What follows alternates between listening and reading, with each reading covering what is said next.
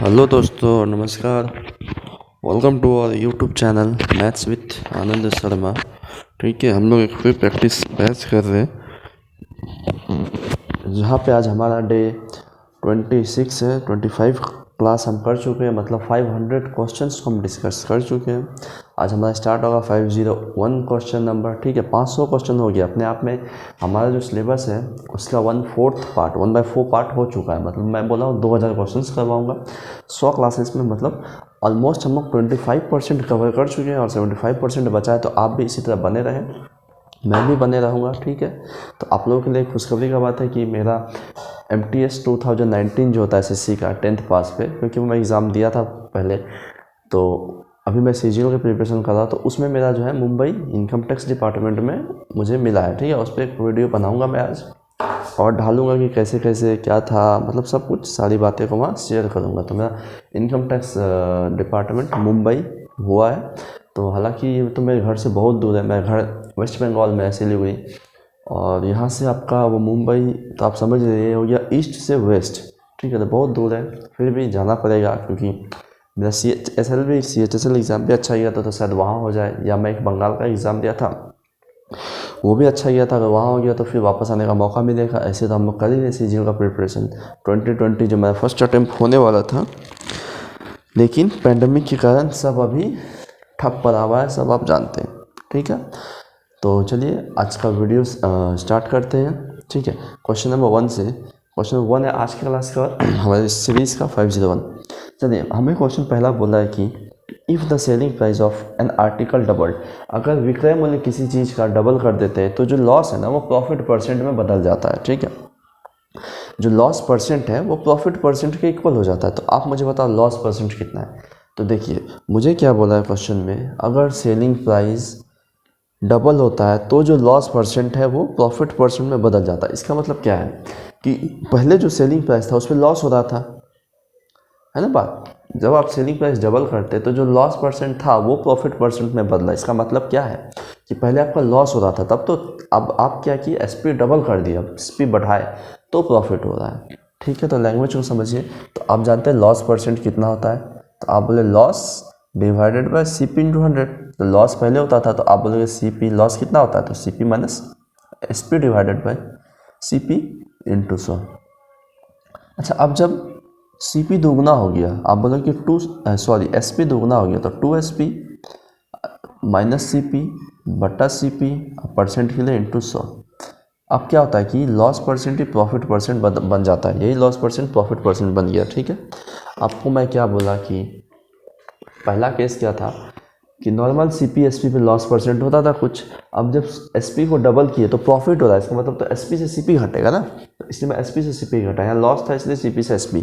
ठीक है, तो अब ये लॉस परसेंट प्रॉफिट परसेंट में इक्वल हो गया। मीन्स ये परसेंट और ये परसेंट क्या है, इक्वल है। मीन्स यहाँ पे जो भी परसेंट होता है और यहाँ पे भी जो भी परसेंट है वो इक्वल है। तो मैं क्या बोल सकता हूँ कि ये इसके इक्वल है। तो आप बोलोगे हाँ सर, मैं बोल सकता हूँ कि ये इसके इक्वल है। तो मैं बोला जब इसको इससे इक्वल करूँगा तो 100 से 100 कट जाएगा, CP से CP कटेगा, और क्या बचेगा मेरे पास, CP minus SP is equal to 2SP minus CP, है ना। अब 2SP इधर आता है तो आप बोलोगे SP बराबर, अच्छा -3 हो जाएगा ना, ये तो आपका CP इधर आए तो 2CP होगा ना, 2CP बराबर SP, उधर गया तो 3SP। इसका मतलब अगर मैं बोलूँ यहाँ से CP से SP का रेशियो बताओ, आप बोलोगे 3/2। तो हमें पूछा है लॉस कितना होता था, लॉस परसेंटेज, जो हानि का है परसेंटेज बताइए। तो मैं बोला हानि कितना होता है, तो आप बोले कोई सामान है 3 का, बिका 2 ही पे, तो कितना का लॉस हुआ, आप बोले 1 का। लॉस प्रॉफिट लाभ हानि किस पे, CP पे, तो 1/3, मतलब 1/3 कितना, 33 सही, 1/3%, जो कि ऑप्शन C है, वहाँ पे इसी लिखा हुआ है 33.3। ठीक है, तो इसका उत्तर क्या, ऑप्शन C। चलिए नेक्स्ट क्वेश्चन करते हैं। तो यही सब लैंग्वेज में आजकल प्रॉफिट एंड लॉस में क्वेश्चन करवा रहा है। ठीक है, इस लैंग्वेज का मैं आपको 8 क्वेश्चन करवा चुका अभी तक से, अगर आप ध्यान दिए हो। चलिए, हमें नेक्स्ट क्वेश्चन बोला है कि कुछ certain some of money double हो जाता है 7 साल में। तो हमें पूछा है कि वही मनी उसी रेट पे 4 गुना कितने साल में होगा। तो आप सिंपल इंटरेस्ट में इसको याद रखिए। मैं एक फॉर्मूला लिखवाता हूँ आपको कि N1 - 1 divided by N2 - 1 is equal to N1 है तो T1 डिवाइडेड बाई T2। ठीक है, ये सिंपल इंटरेस्ट का फॉर्मूला है। जब भी आपको दिया हो मतलब साधारण ब्याज में, ठीक है, साधारण ब्याज में फॉर्मूला है कि N2 minus one divided by N1 minus one divided by N2 minus one is equal to T1 by T2। ठीक है, इसमें हम कैसे इंप्लीमेंट करते हैं कि हमें बोला कुछ पैसा जो है डबल होता है 7 साल में, तो ये n है उसको दिखा रहा है, डबल ट्रिपल 4 गुना 7 गुना 8 गुना 10 गुना वो n है। तो मैं क्या बोला, पहला केस में क्या डबल होता है, मतलब n का वैल्यू क्या है 2। ठीक है, -1 डिवाइडेड बाय, अब हम क्वेश्चन में पूछा क्या है, N2 जो है जो पूछा है, जो भी नहीं दिया है वो हम लोग कर लेंगे। तो N2 पूछा कि 4 गुना कितने समय में हो जाएगा, 4 टाइम्स, तो आप बोले 4, n का मतलब 4 -1। अच्छा, पहला केस जो 2 गुना था वो कितने समय में होता था, तो आप बोले 7 साल, तो ये T2 कितना लगेगा। ठीक है, तो बस T2 आ जाएगा। आप बोले 2 से गया 1, 4 से गया 3 बराबर 7 T2। आप बोले यहाँ से T2 कितना, आप बोले 7 या 21, मतलब 21 साल में जो है यही पैसा इसी रेट पे 4 गुना हो जाएगा। ठीक है, आप इसको याद रखिए, जो डाटा दिया है वो बैठा देंगे। अगर ये तीनों दिया है तो ये निकल जाएगा, अगर ये तीनों दिया है तो अभी हम लोग निकाल लिए, कुछ भी दिया हो, आप 3 दिया हो 1 निकाल सकते हैं। इतना गुना इतने साल में तो कितना गुना कितने साल में, या कितना गुना इतने साल में तो इतना गुना इतने साल में, कुछ भी दे सकता है। चलिए क्वेश्चन नंबर करते हैं थर्ड। ये कंपाउंड इंटरेस्ट और सिंपल इंटरेस्ट का बहुत ही अच्छा क्वेश्चन है। यहाँ पे आपको एक रिलेशन याद रखना होगा। एक क्वेश्चन में क्या बोला है कि 3 साल का SICI का डिफरेंस है 277.50 पैसा। ठीक है, 277.5 रुपया। चलिए, और हमें बोला है कि जो प्रिंसिपल है, जो मूलधन है, वो 12,960। ठीक है, और हमसे पूछा है कि आप रेट परसेंट बताओ, रेट परसेंट बताओ। ठीक है, तो हम लोग का दिमाग में क्या आया कि सर मुझे तो फॉर्मूला पता है 3 साल के डिफरेंस का, जो मैं लिखवाया भी हूँ कि D PR square by 100 square into 300 plus R by 100। तो सर देखते हैं, डिफरेंस दिया हुआ है मुझे 277.50, P कितना दिया हुआ है 12,960। अच्छा, R square divided by 100 square into 300 plus R divided by 100। अच्छा, ये फॉर्मूला पर बैठा दिए, मुझे R सिर्फ आया है, बाकी सब कट उठ के R आ जाएगा। लेकिन यहाँ पे हम लोग अब क्या देखेंगे कि ये जो है, आप इसको जब सॉल्व करोगे ना तो ये R स्क्वायर है, फिर इसमें इंटू होगा R क्यूब बनेगा, मतलब बहुत लेंथी हो जाएगा, सॉल्व करना पॉसिबल ही नहीं है। हम तो बोलेंगे सॉल्व करना पॉसिबल ही नहीं है, तो हम लोग यहाँ पे ये रास्ता नहीं अपनाएंगे। ठीक है, यह रास्ता नहीं अपनाएंगे। तो इसका मैं आपको एक डायरेक्ट शॉर्टकट बताता हूँ, ये यूज़ होता है क्वेश्चन में। ठीक है, अगर थोड़ा हार्ड क्वेश्चन बनाना है आपको इसमें कंपाउंड इंटरेस्ट में तो यूज़ होगा। तो देखिए इसमें क्या है कि इसमें आप मानिए कि ये, इसको आप लिख लीजिए नोट करके, P है प्रिंसिपल, ये प्रिंसिपल। अच्छा, रेट परसेंट जो मानते हैं ना हम लोग, अच्छा प्रिंसिपल X है। ठीक है, प्रिंसिपल क्या है तो आप बोलोगे X है। ठीक है, प्रिंसिपल X नहीं है, मतलब कि रेट 1/x है। सॉरी, मैं बोला कि रेट जो है 1/x है। ठीक है, रेट क्या है 1/x है। देखिए, आप देखिए अभी आपको समझ आएगा।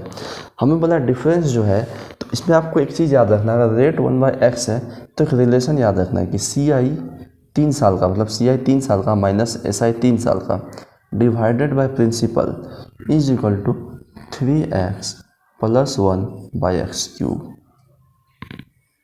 ये रिलेशन आपको याद रखना है। ठीक है, किसके रिस्पेक्ट में, तो इसके रिस्पेक्ट में कि जब रेट परसेंट को हम लोग क्या मानते हैं 1/x, तो 3 साल का CI/SI का डिफरेंस डिवाइडेड बाय प्रिंसिपल मूलधन क्या होता है 3x प्लस 1/x³। देखिए अब मैं इसमें आपको बैठा कर दिखाता हूँ। हमें क्या बोला है, डिफरेंस कितना है 277.50। 3 साल का CI/SI का डिफरेंस कितना है, क्वेश्चन में दिया है 277.50। ठीक है, अच्छा प्रिंसिपल कितना है, तो आप बोले 12,960। अच्छा, इस पॉइंट को हटाए तो नीचे 0 आया, is equal to 3x plus 1/x³। ठीक है, अब आप बताओ मुझे कि 25 से कटेगा ये, 25 25 125, 4 से 25 से कम 25, 21 25 8 200 और 25 चक 100, 25 से कम 25, 2 7 1 25 111, 3 से वापस कटेगा ये 37 बार में, और ये 1 7 8 1728। ठीक है, कितना 1728। 28। तो अब बताओ मुझे फाइनली यहाँ पे क्या आया, मतलब मुझे आया कि 37/1728 37/1728 is equal to 3x + 1/x³, 3x + 1/x³। ठीक है, ये आया मेरे पास। तो अब देखिए, अब यहाँ से हम लोग कंपेयर कैसे करते हैं, आप देखिए। इसका मतलब ये है कि ये जो नंबर है ये इस फॉर्म में है, क्योंकि ये इक्वल टू ये है, ये इक्वल टू ये है, मतलब कि 3x + 1 की फॉर्म में 37 है, और नीचे क्या है, x³ है। ठीक है, अच्छा यहाँ पे आप लिख लीजिएगा, जो प्रिंसिपल है ना वो x³ होता है। मैं लिखाना भूल गया, जो पहले लिखा रहा था शायद वही। तो प्रिंसिपल क्या होता है, x³ होता है।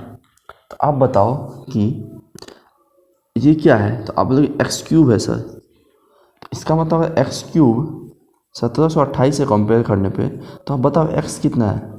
तो आप बोले सर ये 12 का क्यूब होता है, तो x कितना है, 12।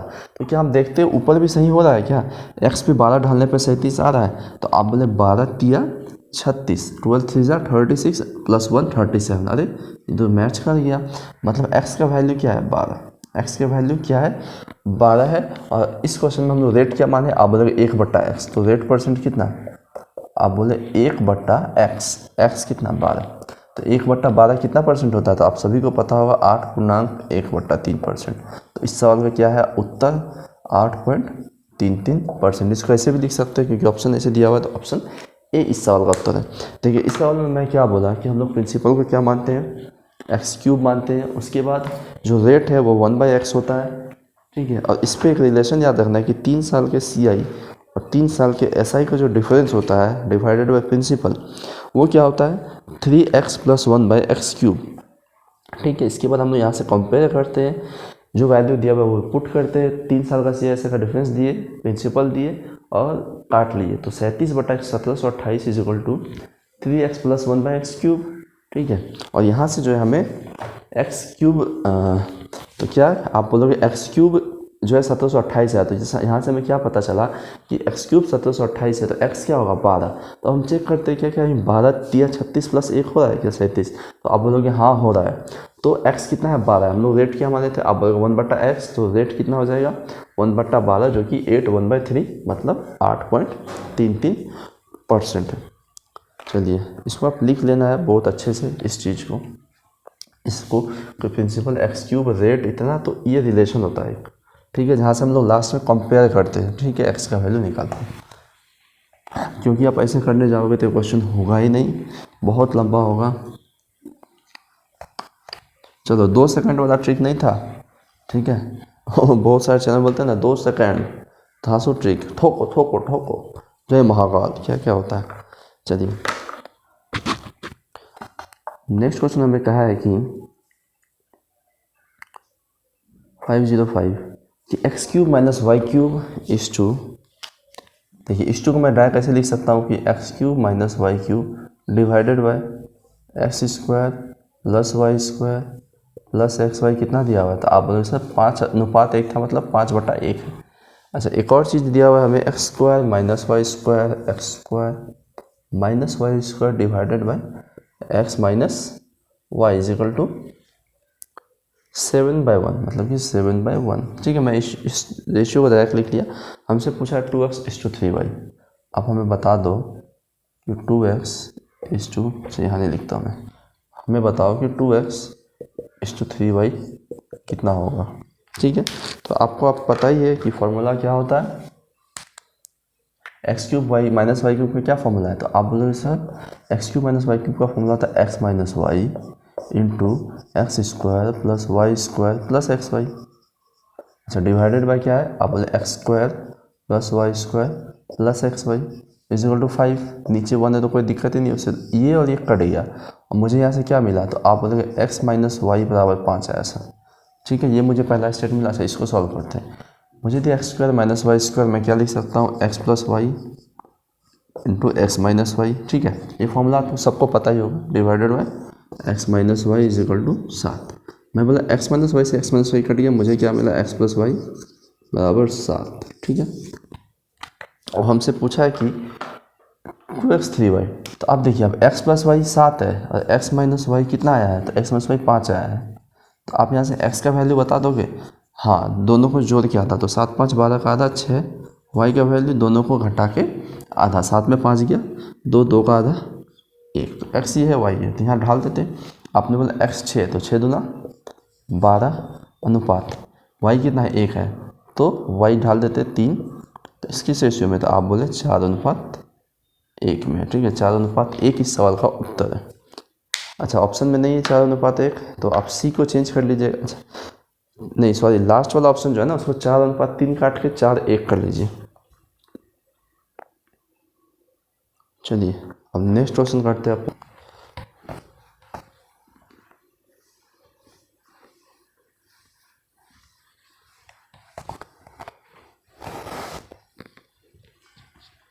देखिए,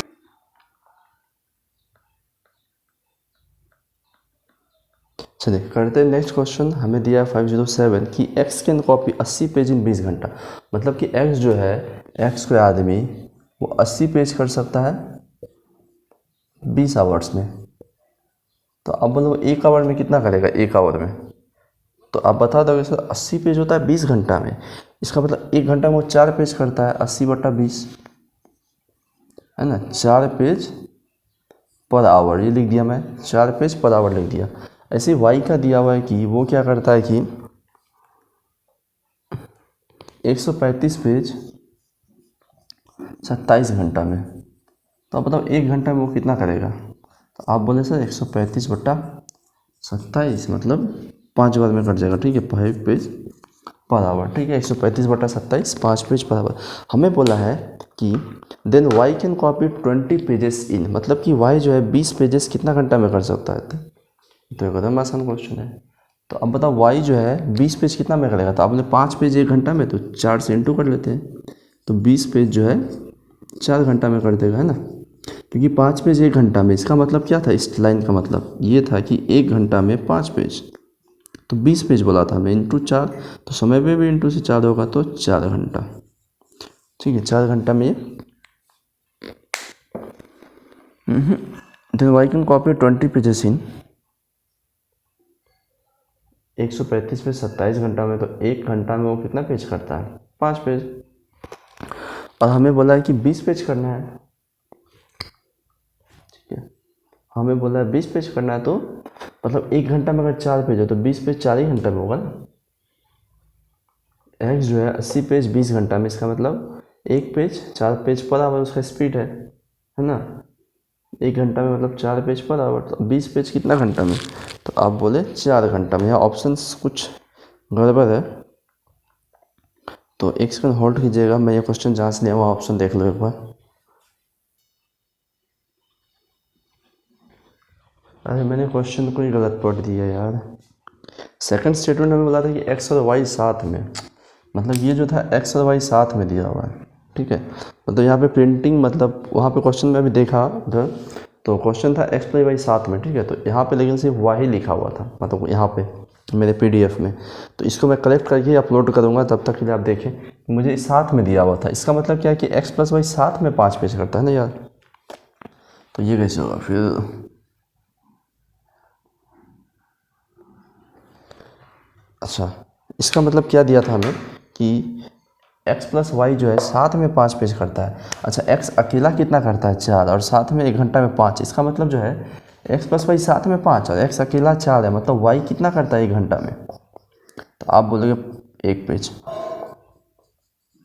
है ना, क्योंकि देखो x क्या करता है 4 पेज पर घंटा, और दोनों मिल के 5 पेज, मतलब एक ज़्यादा हो रहा है। क्यों, क्योंकि y आया। तो y जो है 1 घंटा में 1 पेज करता था। हमें पूछा था 20 पेज कितना घंटा में, तो आप बोले 20 से इंटू इधर भी, तो इधर भी, तो 20 घंटा में, कितना में 20 घंटा में, ठीक है। तो इस सवाल का उत्तर 20 घंटा। तो इसको मैं पीडीएफ कलेक्ट करके आप लोगों को दूंगा। चलिए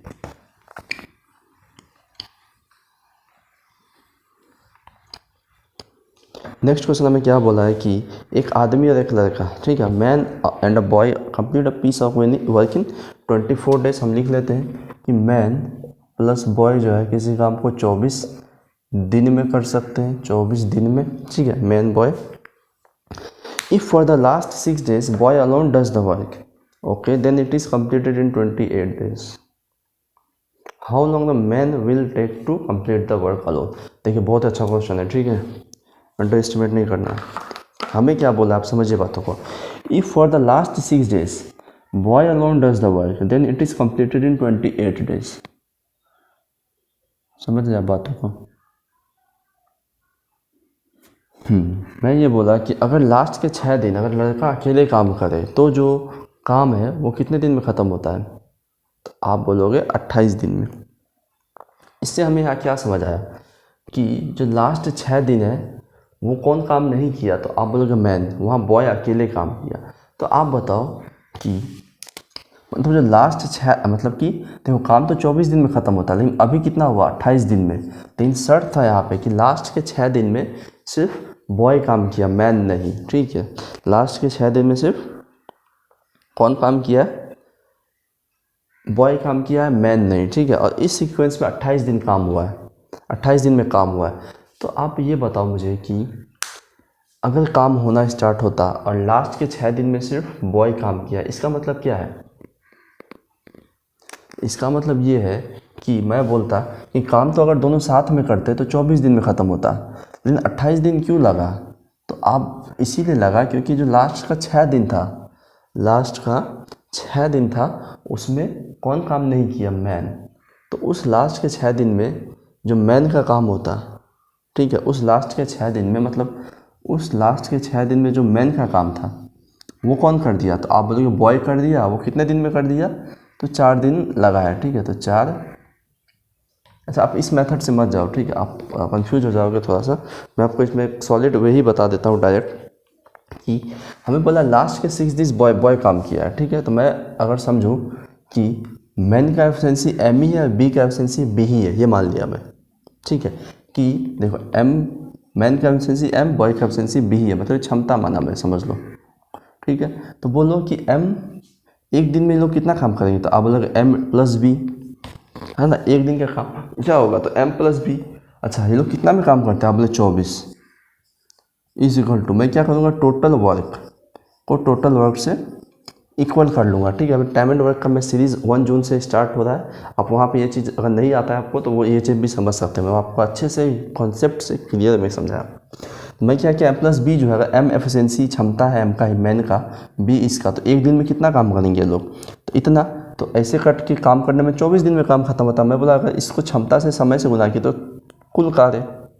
ठीक है, अब सेकंड कंडीशन क्या है कि लास्ट के 6 दिन सिर्फ कौन काम करे, बॉय करे। ठीक है, कौन काम करे, बॉय करे। इसका मतलब क्या है कि जो मैन है वो कितना दिन काम करेगा, तो आप बोले इस कंडीशन में 28 दिन में काम खत्म हुआ है, मतलब 22 दिन तक मैन था और 6 28, इसका मतलब 22 दिन तक, देखो 22 दिन तक कौन था, तो आप बोलोगे मैन प्लस बॉय था, लेकिन प्लस लास्ट के 6 दिन सिर्फ बॉय था। ठीक है, इक्वेशन इक्वल हुआ। देखिए कैसे हुआ, मैं बोला एम को क्षमता माना हूँ मैं, एम का ही, मैन का ही, आदमी का, बी जो है लड़का का, बॉय का एफिशिएंसी है।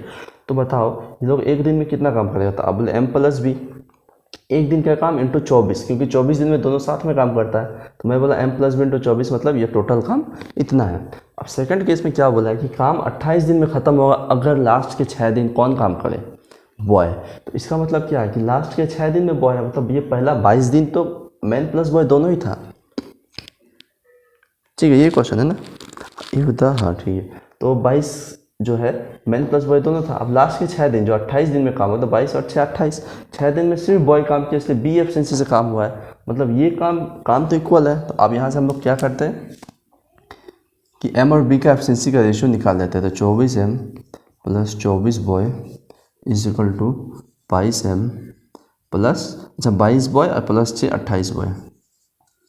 ठीक है, इधर से हमारे पास क्या आएगा, तो आप बोलोगे 2m बराबर 4 बॉय, इसका मतलब ये कट जाएगा, तो m बाई बी जो है वो आया मेरे पास 2, मतलब कि अगर m का एफिशिएंसी 2 है तो बॉय का कितना है, 1 यूनिट है। ठीक है, हमें पूछा है कि मैन इस काम को करने में अकेला कितना समय लेगा, तो आप नहीं बता सकते कि टोटल काम कितना है पहले, तो आप बोले एम बी को यहाँ ढाल देते सर, तो एम कितना है 2, बी है 1, मतलब 2 1 3 और 24 तिया 72, मतलब काम टोटल कितना है 72। इसको ए कितना में मैन कितना में करेगा, तो मैन का एफिशिएंसी है 2, तो 32 बाई 2 36, कितना दिन लगेगा, तो 36 दिन लगेगा उसको मैन को अकेला करने में। ठीक है, मैं वो पहला तरीका इसलिए नहीं बताया कि वो थोड़ा सा मतलब कन्फ्यूजिंग हो जाता आप लोगों के लिए, ठीक है, इसलिए नहीं बताया। और ये क्या है, एकदम एग्जैक्ट मेथड है, 2 लाइन का। देखिए पहला ये लिखना है, फिर 1 लाइन में सॉल्व हो जाएगा, ठीक है।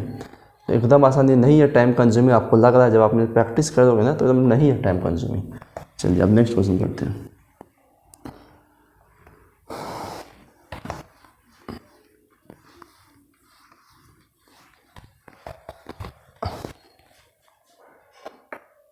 चलिए नेक्स्ट क्वेश्चन में यूनिट डिजिट का है। देखिए यूनिट डिजिट में मैं एक स्टेप आगे गया हूँ कि मुझे पूछा है कि 5 1 2 3 4 5 के, मुझे बोला है कि 1 2 3 4 5 के का पावर 72, ठीक है, का पावर 72। इसका यूनिट डिजिट क्या है, तो आप बोले 6 है।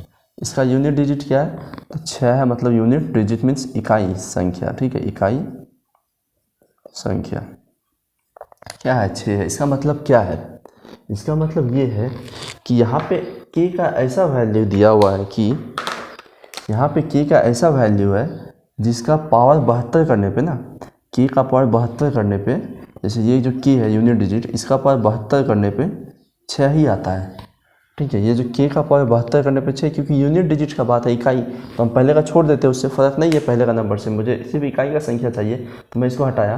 मतलब k का पावर 72 मीन्स k का पावर जो 72 होगा तो 6 आएगा यूनिट डिजिट, ठीक है। आप बताओ k का कितना मान पॉसिबल है। यहाँ पे मैं ऑप्शन है 8 2 6 ऑल ऑफ दिस, 8 2 6 ऑल सभी। देखो अब हम यहाँ पे स्मार्ट अप्रोच लगाएंगे। पहला बात कि अगर 6 यूनिट डिजिट है तो k तो 6 होगा ही, k तो 6 होगा ही, क्योंकि 6 को आप कितना भी बार गुना करो, 6 का पावर कुछ भी करो, देखो 6 ही आएगा लास्ट में। मैं बोला 6 का पावर 3, तो आप बोले 216, देखो 6 है, 6 का स्क्वायर 36, 6 है, 6 का पावर कुछ भी करो आप 6 ही होगा। तो पहला ऑप्शन मेरा क्या मिल चुका है हमें कि 6 है, ठीक है। तो इसका उत्तर क्या है, 6। लगा के मत आगे बढ़ जाना, ये 6 नहीं है, अभी हमें ये ऑप्शन भी दिया हुआ है ऑल, तो मुझे चेक करना होगा, इस दोनों को भी चेक कर लेता हूँ, ठीक है। दोनों को नहीं, अगर इस दोनों में से कोई एक भी मिलता है तो मगर 2 हो रहा है तो मतलब तीसरा भी होगा, क्योंकि ऑप्शन ही उस अकॉर्डिंग सेट है। तो इस दोनों में से भी दोनों चेक नहीं करना मुझे, एक ही चेक कर लेते कोई भी, और उसके बाद अगर देखते अगर कर रहा है तो ऑल आंसर, नहीं एक भी नहीं कर रहा है तो सिर्फ 6 आंसर, ठीक है, स्मार्ट अप्रोच होगा। मैं क्या देखता हूँ कि मैं दे दिया 2, ठीक है, k का वैल्यू 2 दिया, ठीक है, k का वैल्यू 2 दिया, और हमें क्या आ गया कि 2 का पावर 72। अब हम क्या जानते हैं कि 2 3 7 8 अगर यूनिट डिजिट इकाई संख्या है तो पावर को 4 से डिवाइड करते हैं और नया पावर वही बन जाता है उसका शेषफल। तो मैं बोला 72 को 4 से डिवाइड किए तो कितना आया, आप बोले 0। तो जब 0 आता है ना तो 0 नहीं, नया पावर 4 बनता है। आप पढ़े होंगे यूनिट डिजिट में कि मैं बोला कि 4 से डिवाइड किए तो जो पूरा अगर कट जाता है, पूरा रिमाइंडर 0, तो नया पावर 4 होता है। तो आप बोले 2 का पावर 4 कितना, 16। अरे 6 आ रहा है, इसका मतलब 2 पे भी सेटिस्फाई है, मतलब 2 भी इसका उत्तर है। इसका मतलब हम ये नहीं चेक करते, हम डायरेक्ट ये ऑप्शन लगा के आगे बढ़ जाएंगे, ठीक है। आप समझोगे बातों को।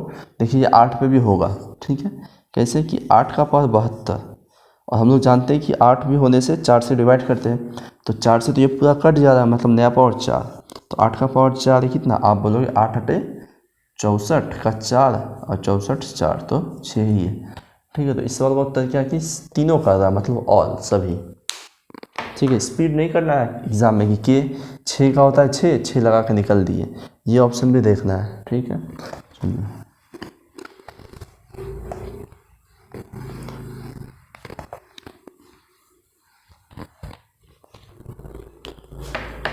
क्वेश्चन नंबर 510 कि नंबर ऑफ ज़ीरोस बताना हमें कि 1 से 1 गुना 2 गुना 3 कहाँ तक गुना 1097 गुना 1098। अच्छा इस चीज़ को हम क्या लिख सकते हैं, तो आप बोल सकते हम इस चीज़ को ऐसे भी लिख सकते हैं कि 1098 का फैक्टोरियल, ठीक है, या 1098, ठीक है। ऐसे भी लिखते हैं हम फैक्टोरियल का साइन को, तो कैसे भी लिख सकते हैं। तो फैक्टोरियल का मतलब होता क्या है, तो इसका मतलब यही होता है कि मैं बोलूँ 5 फैक्टोरियल, इसका मतलब कि 1 से 5 तक आप गुना कर लो। मैं बोला 4 फैक्टोरियल, मतलब 1 से 4 तक गुना कर लो। तो ऐसे 198 फैक्टोरियल का मतलब क्या, 1 से 198 तक गुना कर लो, ठीक है। तो ये वही चीज़ है। तो हमें पता है जब कंटिन्यूअस प्रोडक्ट होता है तो हम लोग क्या करते हैं, 1 से नेचुरल नंबर का गुना होता है तो 5 से डिवाइड करते जाते हैं जो इसको है, और जो रिमाइंडर आता है वही नंबर ऑफ जीरोस होता है टिल देन, तो हम लोग डिवाइड करते हैं। तो मैं बोला जब तक एग्जैक्ट से एक छोटा नंबर ना आ जाए, मतलब एग्जैक्ट बता दो, जैसे 5 से डिवाइड किए तो आप लोग रिमाइंडर हमें कितने बार में कटेगा, जो क्वोशेंट है 2 1 9, मतलब 219 जीरो यहाँ से आएगा। आप बोले 5 से फिर 219 को डिवाइड करो, 219 को ये जो क्वोशेंट आता है ना उसको 5 से फिर डिवाइड करो, तो आप बोले 4 3, ठीक है। जब तक कि ये छोटा नंबर ना आ जाए 5 से या फर्दर डिवाइड नहीं, आप बोले 43, फिर 43 को 5 से डिवाइड करो, आप बोले 8, फिर 8 को डिवाइड करो 5 से, आप बोले 3। अच्छा, लेकिन अब 3 जो है 5 से छोटा आ गया, अब नहीं होगा फर्दर डिवाइड, ठीक है। तो ये स्टेप करते हैं हम लोग। तो अब टोटल नंबर ऑफ जीरोस क्या होता है कि 219 प्लस 43 प्लस 8 प्लस 3, इसको तीनों को जोड़ लेते हैं। मैं बोला 219 43 8 3, तो 9 3 12 8 20 3 23 2 4 1 5 2 7 और 273, ठीक है। तो नंबर ऑफ जीरोस कितना है 273, तो ऑप्शन ही नहीं है। तो क्या गलती किया हमने, देख लेते हैं हम। 5 से 2, 5 कम 5 4 8 5 नंबर, ठीक है। 290 5 चौक 20 5 तिया 15, ठीक है। 5 8 40, हमने यही गलती किया। ये 5 एक बार में 5 जाएगा ना, रिमाइंडर थोड़े लेते हैं, रिमाइंडर थोड़े लेते हैं हम लोग, रिमाइंडर नहीं लेते हम लोग, लेते हैं क्वोशेंट। कितने बार में जाता है 5 एकम 5, और अब जो है डिवाइड नहीं होगा। तो आपने बोला 219, मतलब ये 1 है, तो मतलब 2 और कम हो जाएगा, मतलब 271, ठीक है। बाकी कुछ कैलकुलेशन मिस्टेक है तो आप लोग देख लेना, मैं आपको प्रोसेस बताया हूँ। चलिए ठीक है, करते हैं नेक्स्ट क्वेश्चन।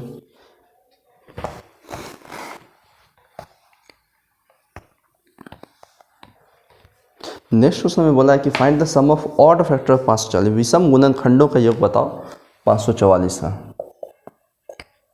ठीक है। 544 का विषम गुणनखंडों का योग, तो गुणनखंडों का योग तो आपको पता ही है कैसे होता है, तो हम लोग चलिए कर लेते हैं इसका। तो पहले इसको प्राइम फैक्टराइजेशन करते हैं। मैं देखता हूँ 544 है ना, 8 है क्या इसमें, 8 6 48 और 6, हाँ 8 है, मतलब 2 का क्यूब है, इंटू 8, आपसे 8 से डिवाइड दिया था, 8 6 48 8 6 48 और 6 8 8 64। अच्छा, अभी भी इसमें 4 है, ठीक है। 2 का क्यूब इंटू 2 का स्क्वायर निकाल लेते हैं, मतलब 4, तो आप बोलोगे कितना 1 और 7, मतलब 2 का पावर 5 इंटू 17 का पावर 1, ये आया हमारा प्राइम फैक्टराइजेशन। अब हम लोग क्या जानते हैं कि सम ऑफ ऑड फैक्टर का मतलब क्या है कि इवन नंबर जो सम संख्या है, अगर विषम आपको निकालना है तो जो सम है उसको अवॉइड करिए, उसको हटा दीजिए, इसको हटाओ।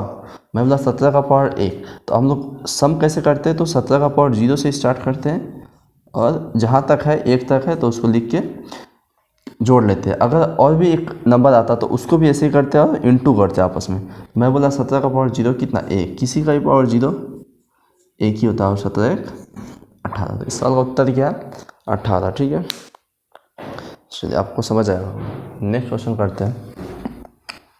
देखो यहाँ प्रैक्टिस बैच क्या है कि सिर्फ क्वेश्चन को सॉल्व करने नहीं जानना है, क्वेश्चन को अप्रोच जानना है कि क्या माइंड में स्ट्रक करना चाहिए कि मैं इस क्वेश्चन को कैसे सॉल्व करूँ। समझ बातों को, क्या ऑप्शन से जाऊँ, ऐसा क्वेश्चन है तो मेरे दिमाग में क्या क्लिक करना चाहिए। ये होता है मेन प्रैक्टिस बैच का 50-50 रेशियो में, कि 50% तो आपको रिवीजन करना है, 50% आपको स्किल भी सीखना है कि कैसे सॉल्व करना है। मैं ऐसा अप्रोच आपको अभी तक से नहीं बताया कि और सब जैसे बताते हैं कि 2 सेकंड का ट्रिक x + y + xy/100, ये सब कोई काम नहीं आता एग्ज़ाम में, ठीक है। एग्ज़ाम में जो आप सीखें, जो एग्जैक्ट अप्रोच है, चाहे 40 सेकंड लगे 35 सेकंड लगे, जो इजी क्वेश्चन है वहाँ 5-6 सेकंड वाला वो तो होगा ही, लेकिन जो नॉर्मल है वो आपको लगेगा ही। अगर आपको एक्यूरेसी चाहिए, तो आपको लगेगा ही। और मैं ऐसा क्वेश्चंस भी करवा रहा हूँ कि आपका एक्यूरेसी बने, आप क्वेश्चन को एनालाइज करना सीखे, क्वेश्चन को कैसे तोड़ के मतलब उसको सीखना है, कैसे ऑप्शन से कंपेयर करना है, कब ऑप्शन से नहीं करना है, ये सब भी मैं सिखा रहा हूँ, ठीक है। तो मेन प्रैक्टिस बैच का उद्देश्य, जो एम होता है, ऑब्जेक्टिव है, यही है। चलिए हम लोग नेक्स्ट क्वेश्चन पढ़ते हैं। हमें क्या बोला है कि एक इंटीजर के, जब एक इंटीजर के को किससे डिवाइड करते हैं, तो आप बोले कि 3 से, तो रिमाइंडर कितना बचता है, ठीक है, हम लोग इसको ऐसे ही लिखते हैं। तो रिमाइंडर बचता है, आप बोले 1, लेकिन जब इसी इंटीजर में 1 जोड़ के 5 से डिवाइड करते हैं तो रिमाइंडर 0 बचता है। रिमाइंडर क्या बचता है, 0। देखिए तो अब ये क्वेश्चन जैसे हम लोग अप्रोच जाएंगे तो, क्योंकि इसमें हमें पूछा क्या कि वन ऑफ द वैल्यू क्या हो सकता है, इसका मतलब जो ऑप्शन में है ना एक ही उत्तर है। ऐसे तो ऑप्शन में एक ही उत्तर होता है हमेशा, लेकिन कन्फ्यूज़न को हटाने के लिए इसमें क्वेश्चन में डायरेक्ट हमें बोला है कि निम्नलिखित में से के का संभावित मान क्या है। तो संभावित के केस में तो ऑप्शन में वो ऐसा ऑप्शन देगा कि वही आंसर हो। हालांकि ऑप्शन में एक ही आंसर होता है, लेकिन मैं समझाना कुछ और रहा हूँ कि ऐसा देगा कि एक बार में आ जाए, ठीक है, और क्वेश्चन में कहीं कंफ्यूज हो जाते हैं, यहाँ नहीं होंगे। तो मैं बोला के को अगर मैं 62 मानूँ तो 3 से जब डिवाइड दूंगा तो एक रिमाइंडर बचेगा। आप बोलोगे नहीं, क्योंकि 3 से दिए तो 20 दिया 60, 2 रिमाइंडर बचा, मतलब ये नहीं है। ऐसे भी आप देख लो कि 5 से डिवाइड देने पे 1 बचे, ये भी चेक कर सकते हैं, ठीक है। अच्छा सेकंड नंबर को देखिए कि 3 से 63 को डिवाइड दे तो 1 बचेगा। आपने नहीं, 21 दिया 63 पूरा ही कट जाएगा, ये 0 हो जाएगा, ये दोनों नहीं है। आपने बोला 64, बोला 64 तो 21 दिया 63 और एक रिमाइंडर बच रहा है 64 पे, तो ये हो सकता है, ठीक है। तो अब ये कंडीशन में देख लेते हैं हम कि 64 में +1 करने पे 5 से पूरा कट के 0 रिमाइंडर। मैं बोला 64 है तो 64 + 1 65, और 65 को 5 से काटा तो 13 टाइम्स और पूरा कट गया, रिमाइंडर 0 आया, मतलब इस पर भी सेटिस्फाई किया। हम चेक करते हैं 65, हालांकि संभावित बोला है, यही मैं समझाना चाहता, संभावित बोला है तो ऑप्शन जो मैच करिए वो करिए, नेक्स्ट चेक नहीं करेंगे। और क्वेश्चंस में क्या होता है कि ऑप्शन मैच किया है, एक और ऑप्शन मैच कर सकता है, तो हम लोग अलग अप्रोच करते हैं, जैसे अलजेब्रा में, ठीक है। तो यहाँ पे k+1 मतलब 65 + 1, अरे तो 66 हो गया, 5 से तो जाएगा ही नहीं, रिमाइंडर 0 चाहिए, तो ये भी नहीं है। तो ऑप्शन क्या है, 64 आंसर है इसका, ठीक है, ऑप्शन सी। चलिए हम लोग नेक्स्ट क्वेश्चन करते हैं 513। हमें बोला है कि रिमाइंडर बताओ जब 1 2 3 4 5। देखिए यहाँ पे 3 चीज़ एक साथ यूज हुआ है, ठीक है। मैं जानबूझ के क्वेश्चन उठाया कि 3 चीज़ आपको एक बार में सिखा सकता हूँ, ठीक है। अगर आप है समझदार तो सीख लीजिए। मुझे ये बोला है कि देखिए क्वेश्चन हमें एग्जैक्ट ये बोला है कि 1 2 3 4 5 ऐसे ही कंटिन्यू है, कब तक, तो 81 डिजिट तक, कब तक, 81 डिजिट। और हमें बोला है कि इस नंबर को जब हम 16 से डिवाइड दें तो रिमाइंडर क्या बचेगा। मुझे बोला है कि इस नंबर को जब हम 16 से डिवाइड दें तो आप बताओ मुझे रिमाइंडर क्या होगा, ठीक है। तो आपके पास यहाँ पे 3 चैलेंज है, ठीक है, 3 ऑब्स्टिकल्स है टैकल करने के लिए। कि पहला ये है कि 1 2 3 4 5 ये 81 डिजिट तक है। तो पहला तो ये है कि ये जो कंसेक्यूटिव नंबर बढ़ा है ना, तो 81 डिजिट तक में क्या होगा, मतलब कि लास्ट का जो डिजिट है वो क्या होगा, ये निकालना है। सेकंड, 16 का डिवाइड हम लोग जानते हैं क्या होता है, तो आपको मैं सिखाया था 16 क्या है, 2 का पावर 4। इसका मतलब जो लास्ट का 4 डिजिट जो है 16 से डिवाइड दे के हम लोग देख लेते हैं, जो रिमाइंडर वही रिमाइंडर आता है उत्तर, ना कि पूरा को डिवाइड करें। पूरा को डिवाइड करें तो आप पागल ही हो। मैं सिखाया हूँ 16 है तो 2 का पावर 4, ये 4 जो है मतलब लास्ट का 4 डिजिट को ही सिर्फ 16 से डिवाइड करके चेक करेंगे, ना कि पूरा नंबर को। अच्छा तीसरा चीज़, अब डिवाइड करने के बाद जो रिमाइंडर आएगा वो लिखना है। तो यही 3 चीज़ यहाँ पे यूज़ होगी एक साथ। इसका मतलब एक नंबर सिस्टम का जो नंबरिंग करने का है वो सेकंड है कि डिविजिबिलिटी 16 का, तीसरा है रिमाइंडर, ठीक है। 3 चीज़ एक जगह यूज़ हुआ है, ठीक है। अच्छा अब आप मुझे ये बताओ कि मैं बोला कि 1 2 3 4 5, तो आगे 6 7 8 9 10 11 12 ऐसे लिखा होगा। इसका मतलब क्या है कि आप जब 1 से 9 तक लिखते हो तो कितना डिजिट लिखते हो, तो आप बोलोगे 9 डिजिट, ठीक है। डिजिट को मैं डी लिख रहा हूँ। आप बोलोगे जब मैं 1 से 9 तक लिखता हूँ तो कितना डिजिट लिखता हूँ, कितना अंक लिखता हूँ, तो आप बोलोगे 9 अंक, 9 डी, ठीक है। अब आप मुझे बताओ कि मैं बोलूँ आपको कि 10 से 99 तक आप कितना डिजिट लिखते हो, 10 से 99 तक आप कितना डिजिट लिखते हो, तो आप बोलोगे इसमें कि सर 99 से 10 से 99 तक कितना संख्या, तो मैं आपको निकालने सिखाया हूँ। 99 - 10 बाय डिफरेंस +1, तो आप बोलोगे 90 संख्या है सर। तो 90 संख्या जो है, 90 संख्या मतलब 90 n है, मैं ये मान लिया। अच्छा इंटू 2, ये क्या आया, तो आप बोलोगे सर ये एक संख्या तो 2 डिजिट का है, 2 अंक का है, तो मुझे तो 2 अंक का चाहिए, 2 संख्या है ना, 2 अंक का चाहिए। तो 90 संख्या है 2 अंक का, तो टोटल अंक कितना होगा डिजिट, तो आप बोलोगे 180 डिजिट होगा। बस यही चीज़ यहाँ पे लगेगा। अब इसको आगे बढ़ाते जाओ, वही होगा। देखिए जैसे कि मैं बोलता हूँ कि 100 से देखो इतना कोई नहीं बताता, मैं सब चीज़ में सब कुछ बताते चल रहा हूँ, लगता है सब यही दे दूंगा। तो फाउंडेशन बैच में क्या होगा, चलो 999। तो आप बोलो से यहाँ से कितना संख्या है, तो आपको पता है 900। अच्छा 900 संख्या है, मतलब 900 नंबर है, संख्या है, तो डिजिट कितना, तो आप बोले सर एक संख्या 3 डिजिट का है, तो गुने 3 मतलब 2700 डिजिट है। तब समझो ना बातों को। मैं बोला कि अब बताओ मुझे 1000 से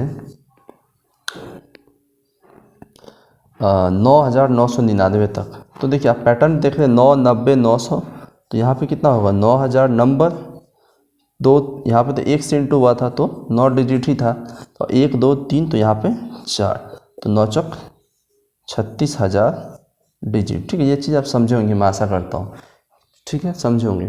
तो देखिए अब मुझे आप ये बताइए कि यहाँ पे आप बहुत ज़्यादा थोड़ा समझना है चीज़ों को कि 1 2 3 4 5 से 81 डिजिट तक, ठीक है 81 डिजिट मतलब 81 अंक तक, तो ये कंटिन्यू कैसे हो रहा है। तो आप लोग 1 2 3 4 5 6 7, आप देखिए इस चीज़ को 9 10 11 12 13 14 15 ऐसे कंटिन्यू हुआ है। ठीक है, इसका मतलब यही है। तो आप मुझे बताओ कि अगर मैं इस कॉन्सेप्ट पे निकालूँ तो 1 से 9 तक, मतलब ये जो 9 डिजिट है, 1 से 9 तक कितना है, मैं बोला था 9 डिजिट, 1 से 9 तक कितना होता है 9 डिजिट। ठीक है, तो 9 डिजिट अगर हम माइनस कर ले तो टोटल 81 डिजिट है ऐसे, तो मैं बोला 9 डिजिट माइनस कर लो इससे, कितना डिजिट बचा, आप बोलोगे 72 डिजिट। कितना बचा, 72 डिजिट बचा। ठीक है, मतलब कि अब जो 10 से है ना, ये 10 से, अब जो 10 से नंबर स्टार्ट होगा ये जोड़ने पे 72 डिजिट है। चीज़ों को आप समझे, अब 10 11 12 13 ऐसे कितना डिजिट है, तो 72 डिजिट है। तो आप मुझे बताओ कि 72 डिजिट है तो नंबर कितना है, नंबर कितना है। तो आप देखिए 2 डिजिट का नंबर में क्या होता है, तो आप बोले कि सर 2 डिजिट का नंबर में क्या होता है कि ये 2 से इंटू होता है, मतलब कि क्योंकि एक संख्या में 2 अंक है, एक नंबर में 2 अंक है, 2 डिजिट है, तो 2 से इंटू होता है। इसका मतलब 72 डिजिट है, ये 72, तो 180 से अगर 2 से डिवाइड करें तब तो 90 आया, 90 संख्या, तो 72 डिजिट है, तो संख्या कितना, तो आप बोलोगे सर संख्या जो होगा वो होगा 72D डिवाइडेड बाय 2, तो 36 कितना होगा, मतलब 36 संख्या है, 10 से 36 संख्या है। समझ रहे बातों का आप, 10 से 36 संख्या है, मतलब 10 11 12 13, अगर मैं इसको संख्या मानूँ, 10 को 11 को संख्या मानूँ, 12 को संख्या, तो 1 संख्या 2 संख्या 3 संख्या, 1 नंबर 2 नंबर 3 नंबर, ऐसे ही कहाँ तक है आप बोलोगे 36 तक है, कहाँ तक है 36 तक है। ठीक है तो अब बताओ जब नंबर 36 तक है, नंबर 36 है, तो 10 से 36वां नंबर कौन सा होगा। ठीक है, ऐसे तो मैं देख चुका हूँ नंबर क्या है, लेकिन आपको मैं निकालने सिखा देता हूँ, AP लगा दो। ठीक है, आपको क्या चाहिए, 36वां नंबर चाहिए, मतलब कि 36 टर्म चाहिए।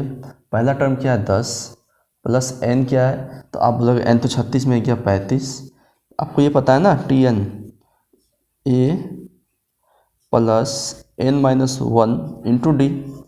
अच्छा डिफरेंस कितना का चल रहा है, तो आप बोलोगे सर 1 का, तो 35 और 10 45। इसका मतलब जो 36वां टर्म है वो क्या है 45, इसके मतलब उसके पहले क्या रहा होगा 44, उसके पहले 43।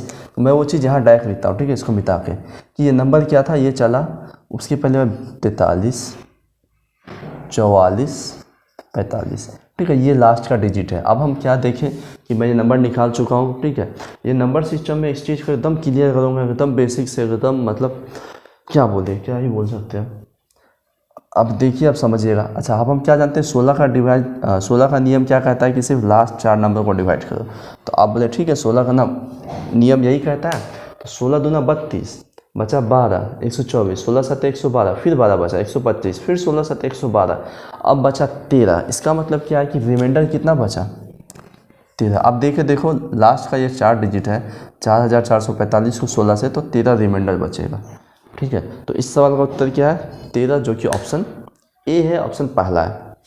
ठीक है, तो बहुत समय दिया इस क्वेश्चन में आपको समझाने के लिए। तो आज का सेट्स जो है ये NTPC का मेंस के लिए भी आ सकता है ऐसा क्वेश्चन, क्योंकि लॉजिकल है थोड़ा, और NTPC मेंस में भी पूछा जा सकता है, और आपका किसी भी एग्ज़ाम में के लिए भी इम्पॉर्टेंट है, क्योंकि आजकल वो ज़्यादा ही लॉजिक मतलब IQ लेवल चेक करते हैं।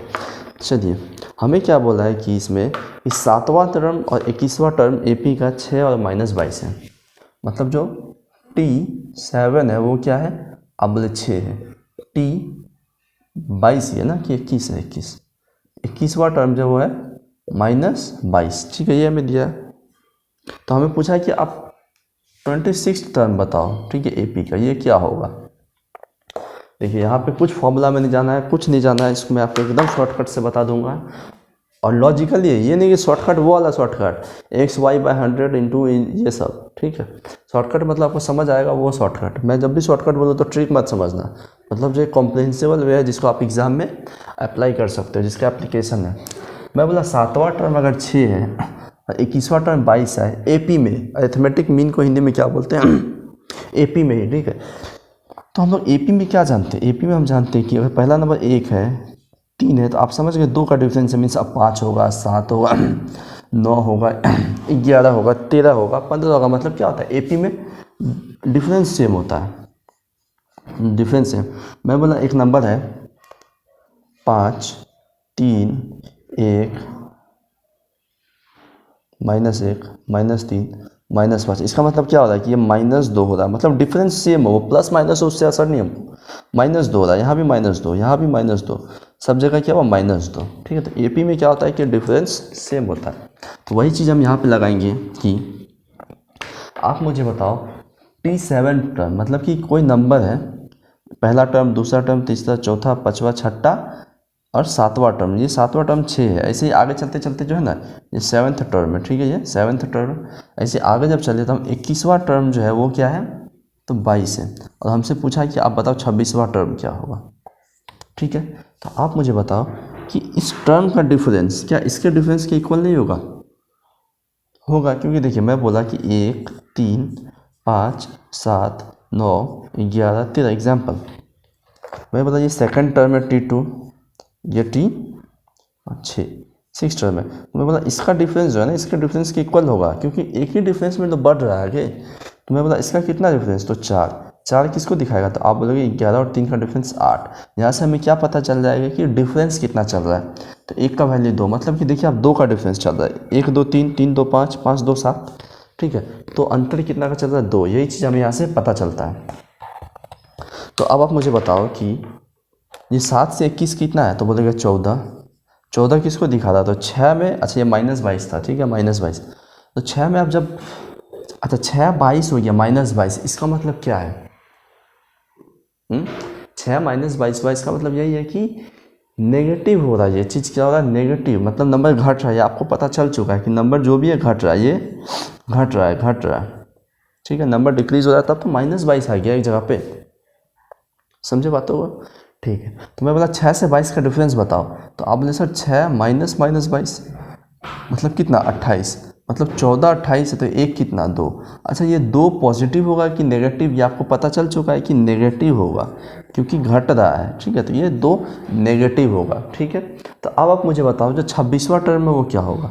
तो आप बोले 2 घट रहा है, तो अब फिर 2 घटाते हैं, 22 से 5 जाना है, ठीक है, ये 5 है, तो 5 2 घटेगा तो टोटल कितना घटेगा, आप बोले 5 इंटू -10।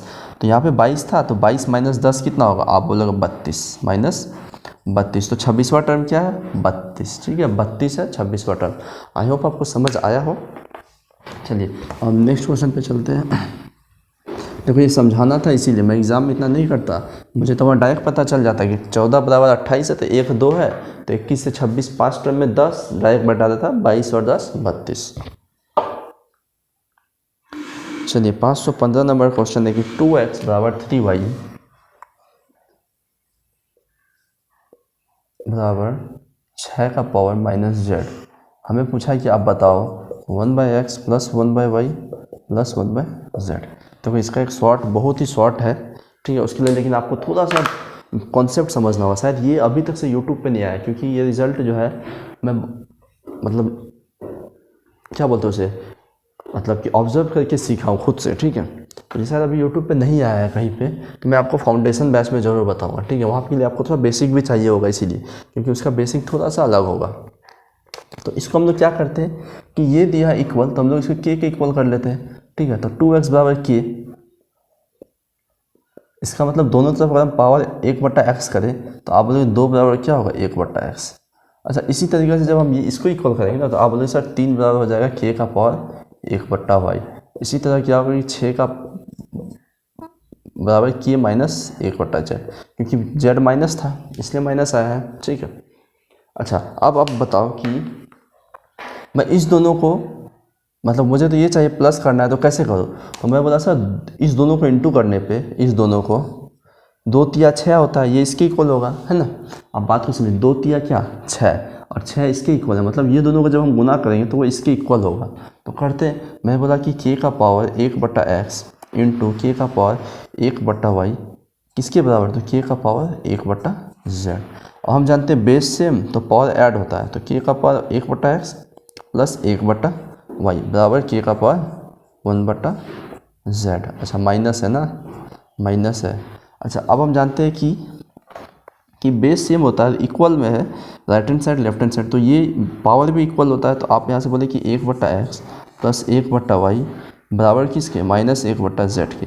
तो यहाँ से हम देखेंगे कि 1/z को अगर इधर लाते हैं, यहाँ से 1/x plus 1/y plus 1/z कितना 0, इधर कितना बता 0, और यही हमसे पूछा है क्वेश्चन में। देखिए 1/x 1/y 1/z 0, ठीक है। सवाल का उत्तर क्या है 0। चलिए क्वेश्चन नंबर नेक्स्ट करते हैं 516।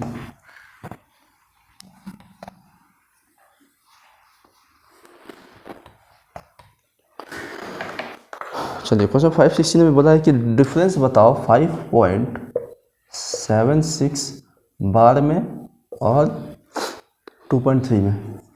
तो आपको बार नंबर को एडिशन करना, जोड़ना, इस पर डायरेक्ट लॉजिक आता होगा। हम लोग क्या करते हैं कि 5.76 को लिख लेते हैं। अच्छा जितना पे बार है ना उसको रिपीट कर लेते हैं 2-3 टाइम्स, लिख लेते हैं 76। अच्छा इसको घटाना है 2.3 से, 3 को ही कुछ टाइम्स लिख लेते हैं हम, जितना बार ये लिखे हैं। अब घटाना है तो डायरेक्ट घटा देते हैं, ठीक है। अब हम लोग यहाँ पे क्या हमको पता होना चाहिए कि हम क्या देखते हैं पहले कि मैक्सिमम कितना नंबर पे बार है। तो आप बोले यहाँ पे 2 नंबर पे बार है, यहाँ पे 1, तो मैक्सिमम 2 नंबर पे बार है, तो उसको हम लोग क्या करते हैं 2 नंबर के बाद एक लाइन दे देते हैं। अच्छा अब 2 नंबर पे यहाँ बार है, 1 नंबर पे यहाँ, तो 2 और 1 का एलसीएम 2, फिर 2 के बाद दे देते हैं। बस अब लिख देते हैं हम जोड़ के। आप बोले 6 3 9 7 3 10 6 3 9 1 10 7 3 10 1 11 6 3 9 1 10 7 3 10 1 11 6 3 9 1 10 7 3 10 1 11। ओहो सॉरी भाई यहाँ घटाना है, मैं जोड़ क्यों रहा हूँ, घटाना है ना। आपने बोला 6 से 3 गया 3, 7 से 3 गया 4, 6 से 3 गया 3, 7 से 3 गया 4, 6 से 3 गया 3, 7 से 3 गया 4 3 4, मतलब कि हम क्या देख रहे हैं 3.43434343 ये रिपीट हो रहा होगा। इसका मतलब इसका उत्तर क्या है कि 3.43 पे बार, ठीक है। ये क्या है इसका उत्तर है, ठीक है। इस सवाल का उत्तर क्या है 3.43 पे बार।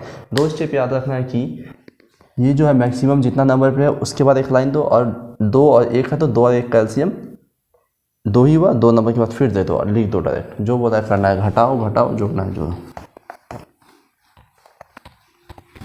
चलिए क्वेश्चन नेक्स्ट करते हैं हम। देखिए अलजेब्रा क्वेश्चन देखिए a + b + c = 2s, ठीक है। हमसे पूछा है कि आप बताओ s - a का whole square plus s - b का whole square plus s - c का whole square plus s divided by a square plus b square plus c square, ठीक है। अच्छा देखिए अलजेब्रा क्वेश्चन हम लोग क्या जानते हैं यहाँ पे कितना वेरिएबल है। आप बोलोगे सर एक ही इक्वेशन है, 1 2 3 4 वेरिएबल है, ठीक है। एक इक्वेशन है, एक समीकरण है और 4 वेरिएबल है, 4 अलग अलग वेरिएबल है।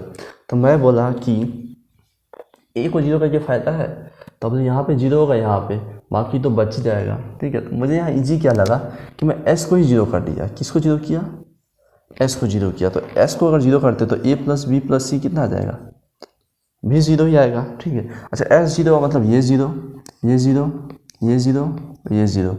अच्छा अब हम क्या देख रहे हैं कि -a का स्क्वायर क्या होगा, आप बोलोगे a स्क्वायर, -b का होल स्क्वायर क्या होगा, आप बोलोगे +b स्क्वायर, -c का तो c स्क्वायर। अच्छा डिवाइडेड बाय यही चीज़ है a square + b square + c square, ये पूरा आपस में कट के आंसर क्या आ जाएगा 1। तो इसमें वैल्यू पुटिंग आसान था कि हम s को 0 मान लिए, s 0 मानने पे जो ऊपर आया वही नीचे है, दोनों कट के उत्तर एक आई है। चलिए अब नेक्स्ट क्वेश्चन करते हैं।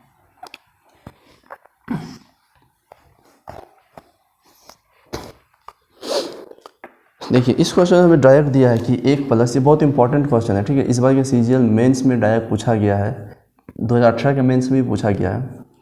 24 डिग्री 1 प्लस 10 21 डिग्री, ठीक है। ये क्या होगा?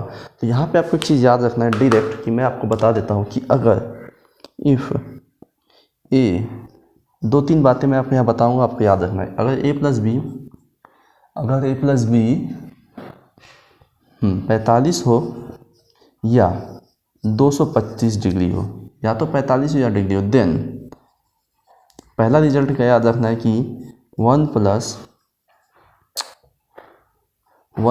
10a इंटू 1 प्लस 10b कितना होता है? 2 होता है, ठीक है। याद रखना है आपको। दूसरा रिजल्ट कि 1 minus cot A 1 minus cot B, ये भी क्या होता है? 2 होता है, ठीक है। ये पहला मैं चीज़ लिखवाया। अच्छा, आपको दूसरा चीज़ याद रखना है आपकी, अगर if A plus B is equal to 135 degree, तब क्या होता है? तब होता है कि 1 माइनस, अच्छा अभी क्वेश्चन सिर्फ इस पे है, ठीक है। मैं अभी ये नहीं लिखवाऊंगा आपको, नहीं तो आप भूल जाओगे कि एक ही जगह पे है। मैं इस पे आपको क्वेश्चन ही कल उठा कर ढाल दूंगा, ठीक है। इस डिग्री पे भी अलग होता है, एक और है, ठीक है। तो 7-8 है, तो मैं इस पे क्वेश्चन उठा कर ढाल के आपको लिखवाऊंगा। तो अभी हमें सिर्फ ये दोनों पता होना चाहिए था, क्योंकि अभी हम यही यूज़ करेंगे, ठीक है। मैं उसको आप नेक्स्ट क्वेश्चन में तो ज़्यादा अच्छा रहेगा। देखिए मैं क्या बोला कि अगर a प्लस बी एंगल 45 या 225 है, तो इस फॉर्म का नंबर क्या होगा? 2। इस फॉर्म का नंबर क्या होगा? 2। 1 प्लस 10a 1 प्लस 10b, देखिए 1 प्लस 10a 1 प्लस 10b, तो ये a है, ये b है। तो हम लोग देख लेते हैं क्या a प्लस b जो एंगल है वो 45 है। तो आप बोले सर 24 प्लस 21 तो 45 ही है, इसका मतलब इसका उत्तर क्या होगा? 2, ठीक है। इस फॉर्म पे डायरेक्ट। अगर कॉट में भी होता है इस तरह की 1 माइनस कॉट 24 कॉट, तो ये कुछ भी हो सकता है, ठीक है। ये कुछ भी हो सकता है, तो एग्जामिनर ये भी क्वेश्चन पूछ सकता है, ठीक है। इसका उत्तर 2 है, ठीक है। एग्जामिनर ये भी बोल सकता है कि आप बताओ 1 प्लस 10 1, वो कुछ भी बना सकता है, इंटू 1 प्लस 10 44, ठीक है। 44 और 1 45, तो इसका उत्तर क्या होगा? 2।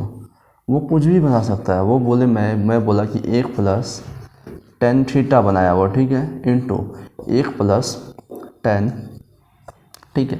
वो क्या किया इसमें कि 1 प्लस 45 डिग्री माइनस थीटा कर दिया, और ये पूछा क्या होगा। तो आप बोले, आप कंफ्यूज नहीं होना है, यही चीज़ है ये। देखिए मैं बताता हूँ आपको कि इसको जोड़ लीजिए। तो आपने sir theta plus 45 degree minus theta, theta से थीटा कट गया, क्या बचा? 45 ही, मतलब इसका सम 45 ही है। ऐसा उत्तर क्या होगा? 2। तो एग्जामिनर घुमाने का कैसे भी घुमा सकता है, आपको कंफ्यूज नहीं होना है। जैसे कि मैं यहाँ बोलता अभी कि ये देखिए, एक और क्वेश्चन अब मैं बना कर दिखाता हूँ। तो ट्रिगोनोमेट्री भाई एकदम जहर पढ़ाने वाले हैं, ठीक है। जहर होगा एकदम। देखिए एक और क्वेश्चन ऐसे पूछ सकता है कि कंफ्यूज करने के लिए आपको, ठीक है। 1 प्लस 10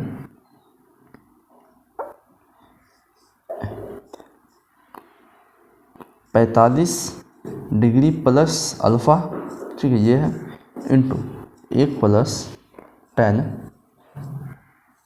45 प्लस अल्फ़ा और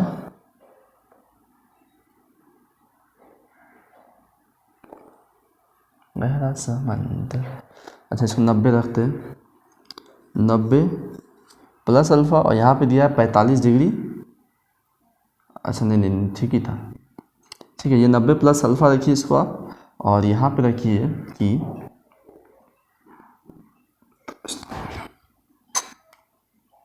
माइनस अल्फ़ा माइनस 45। ये बताइए आप क्या होगा। तो आप बोले कि ये किस फॉर्म में लग रहा है मुझे, उस फॉर्म में चेक कर लेते हैं। मैं बोला इसका और इसका सम अगर 45 है तो उत्तर 2 होगा। तो मैं बोला इसका सम देखते हैं, 90 प्लस अल्फ़ा प्लस ये, तो ये तो माइनस है, तो माइनस अल्फ़ा माइनस 45।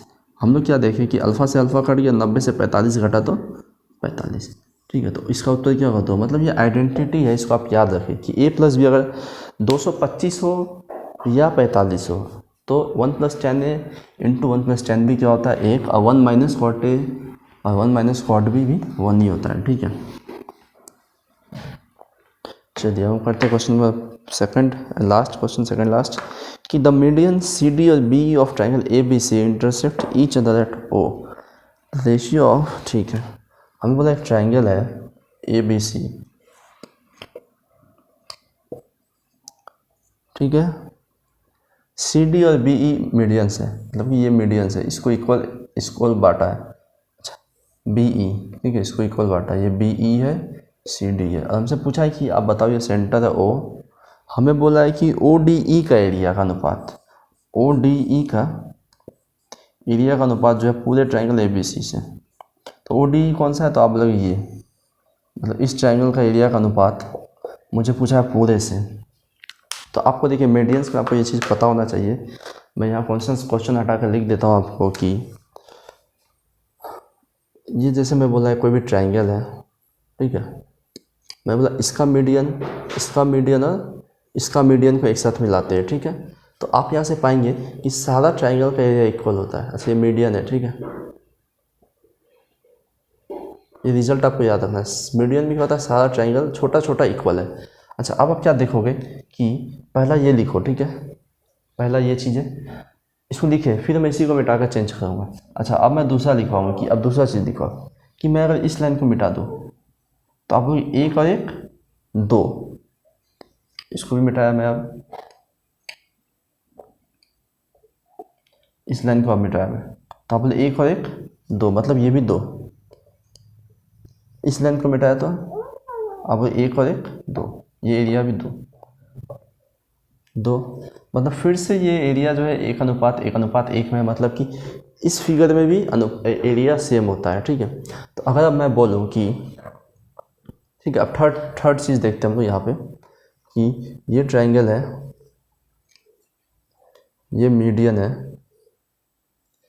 ठीक है, ये मीडियन है। अच्छा अब आप क्या देखोगे यहाँ पे कि ये सब इक्वल है, अगर मैं इसको मिलाऊँ और सारे मीडियंस को मिला के जो ट्राइंगल बनता है, आपको पता हो उसे मीडियल ट्राइंगल बोलते हैं, ठीक है, सारे मीडियंस को मिला के जो बनता है ट्राइंगल उसको आप क्या बोलते हैं, तो मीडियल ट्राइंगल, ठीक है, आपको पता होगा ये चीज़। तो अब देखिए आपको ये भी पता होना चाहिए कि सारे मीडियंस को मिला कर जो बनाते हैं वो मीडियल्स होता है, ठीक है। तो अब मैं बोलूँ इसका ये एक है, इसका एक है, क्योंकि सारा एक ही होगा, मीडियंस को जोड़ के बनाए हैं, ठीक है, ये भी एक है, तो टोटल कितना हुआ, तो आप बोले 1 2 3 4 5 6, ठीक है, कितना हुआ 6 हुआ, ठीक है। तो अब आप मुझे बताओ कि मुझे तो पूछा था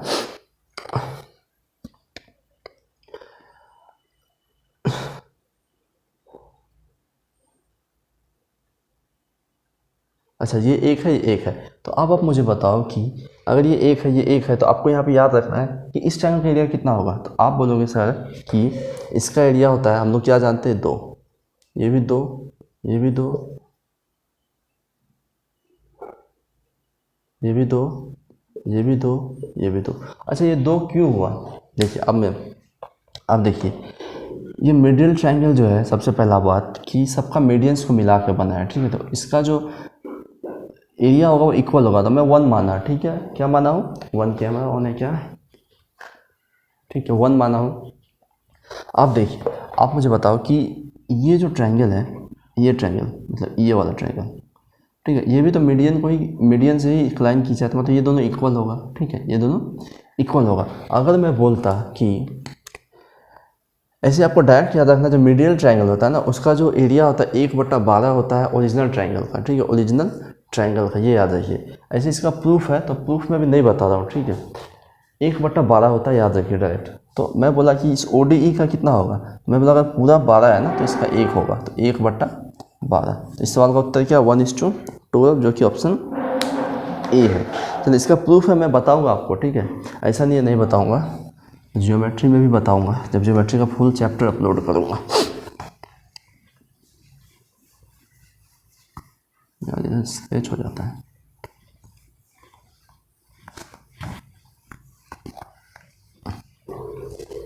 चलिए आज के क्लास का लास्ट क्वेश्चन की हमें एक फिगर दिया हुआ है, ये एक फिगर है और इधर ही बना लेते हैं, ठीक है, ये एक फिगर है, अच्छा सर्कल बना होगा क्योंकि मैं सर्कल अच्छा बनाता हूँ। ये है एक लाइन और ये है एक लाइन, ये बाहर आया है और ये ऐसे इसको छू रहा है, ठीक है, ये ऐसे छू रहा है इसको, ठीक है, थोड़ा गड़बड़ हुआ है, ये ऐसे है, ठीक है। हमें बोला S X Q O R P. देखिए इसमें हमें सॉल्व करना है कि हमें दिया है कि 2x 3 है, 2x 3 है, मतलब ये लेंथ 3 है QX। अच्छा PQ 9 है, PQ 9 है। अच्छा SX OX और OR इक्वल है, SX OX और OR, मतलब कि ये SX, ये OX, ये OR, ये तीनों लेंथ इक्वल है हमें दिया है। और हमसे पूछा है कि आप बताओ कि OS का लंबाई कितना है, मीन्स ये लंबाई कितना हमें बताना है, ठीक है। तो आप एक ये ड्राइंग जानते हैं क्या कि कोई भी टेंजेंट अगर बाहर से आता है और ये सेकंड अंदर घुस जाता है सर्कल के, तो ये दूरी जो होता है, मैं बोला ये P है, ये T है, ये A है, ये B है, तो आपको पता है ये PT का स्क्वायर क्या होता है, तो आप बोलोगे PA इंटू ये पूरा PB, ये आपको पता है। तो यही फिगर को जैसे ऐसे किया हुआ है, ठीक है। आप देखिए SX ये टेंजेंट है, तो यहाँ पे क्या होगा, SX का स्क्वायर इज इक्वल टू ये लेंथ है ना, जहाँ पहले होता है कि जहाँ पे टच किया सर्कल को, ये लेंथ कितना है 3, इंटू ये पूरा यहाँ से यहाँ तक लास्ट में सर्कल तक जितना है वहाँ तक, ठीक है, यहाँ तक। तो मैं बोला कि यहाँ से फिर लास्ट तक कितना है, तो आप बोलोगे ये तो 9 था, ये 3 है, मतलब 12। तो SX कितना, आप बोले 12 36, और XX किसका होगा अंडर रूट, आप बोले 6, मतलब ये SX 6 है, ठीक है। ये जो लेंथ है ये 6 है। अच्छा ये 6 है तो ये भी 6 है, क्योंकि मुझे ये और ये इक्वल बोला है।